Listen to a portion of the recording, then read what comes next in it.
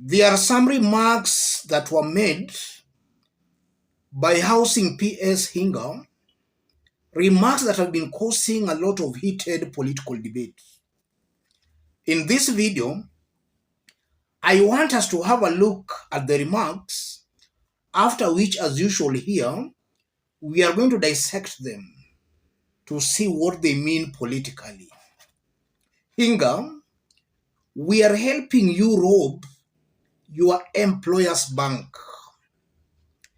Those remarks were made by the PS in an attempt to convince Kenyans to agree to the 3% housing levy.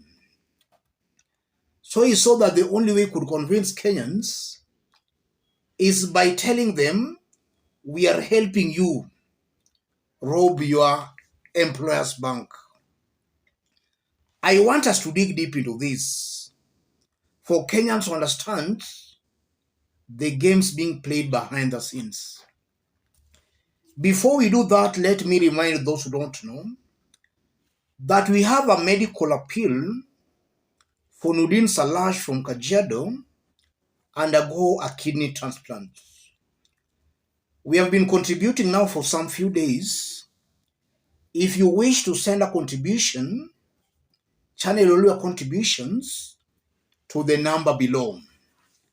Back to our analysis.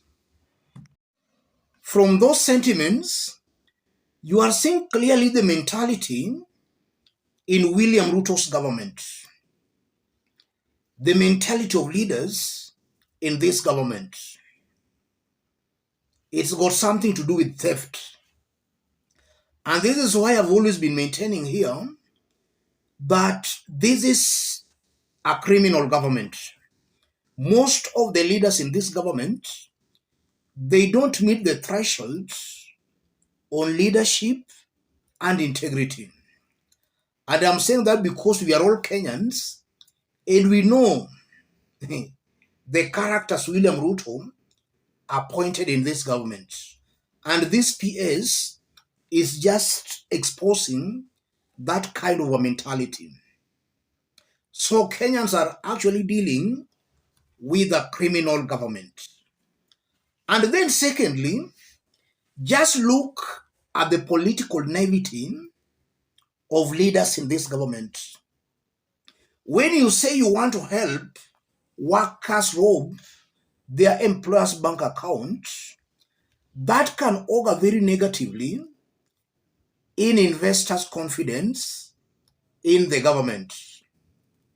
And that can discourage very many employers or even investors from investing in Kenya. And already as I speak, we have seen Kenya Association of Manufacturers threatening that in the event, or rather if that bill sells through, then most definitely they will consider relocating to other countries because the operational costs will obviously go up as a result of the Finance Bill 2023.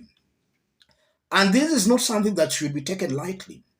If that bill sells through, the cost of production in most of these industries will go up. Most of these companies will relocate to other countries. And I'm saying this with a lot of confidence. When Ruto was campaigning for the presidency, we kept saying that all those promises he was making were all hot air, propaganda lies. Some Kenyans never believed. Right now that he's the president, Kenyans are seeing for themselves that indeed it was true, Ruto was just lying to them. If the bill sells through, very many companies will relocate to other countries.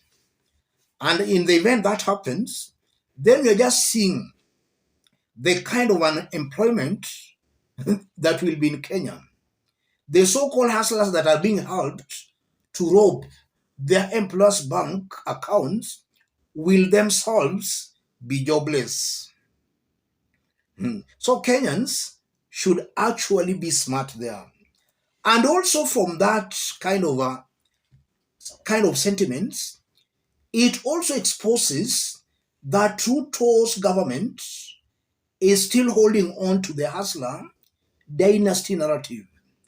In this case, they want to paint a picture that they are helping the hustlers grab from their bosses rather from the employers, from the dynasties. This is just a way of brainwashing the masses. Kenyans should not allow themselves to be cheated twice. The finance bill will not help you, the hustler. The finance bill will only help a few individuals close to power in the government. They are just looking for a big pool of resources from where to loot from. It has got nothing completely to do with the common man. And that's the truth, ladies and gentlemen. Kenyans should not allow themselves to be cheated and to be lied to twice.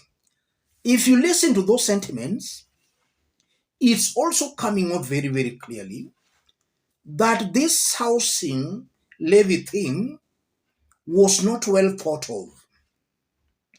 Instead of the government giving proper explanations on the bill, the government is just out for sideshows.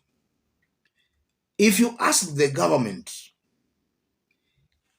if somebody earning 50,000, you deduct 3% every month from that person, how many years will that money be enough even to build a one-bedroom house? It will take years. So this is something that was not well thought of. In fact, William Ruto and his team, they are really trying very hard to explain themselves. The truth of the matter, this is something that is dead on arrival. And for those who listened to the PS before parliamentary committee speaking today, it's as if they want to now make some changes. Instead of 3% on the housing levy, they now want to reduce it to 2%. Reducing it to 2% is even making it even worse. Because now, it will even now take more years for Kenyans actually to accumulate enough money for those houses. So this whole thing of housing levy is just a scheme that Ruto and his team were trying to use and are trying to use to rob Kenyans of their hard-earned earnings. That's exactly what I'm seeing here, ladies and gentlemen. As I conclude, it's a fact that this is a very clueless government, a government that was not ready to form a government, was not ready to rule. Now that they have the government, they are totally confused. They don't know how to stop, how to start, how to pause. They are just political greenhorns. All these are signs of a failing government. And I won't be wrong to conclude this is a government that is surely failing in broad daylight. Let me stop it there, ladies and gentlemen. If you want to support Nudin undergo a kidney transplant, we are still contributing. Channel your contributions to 0722 735 065. Yes, let's help save us all your contributions will highly be appreciated. Let me stop it there, ladies and gentlemen. Yeah, let me stop it there. God bless you. God bless Kenya.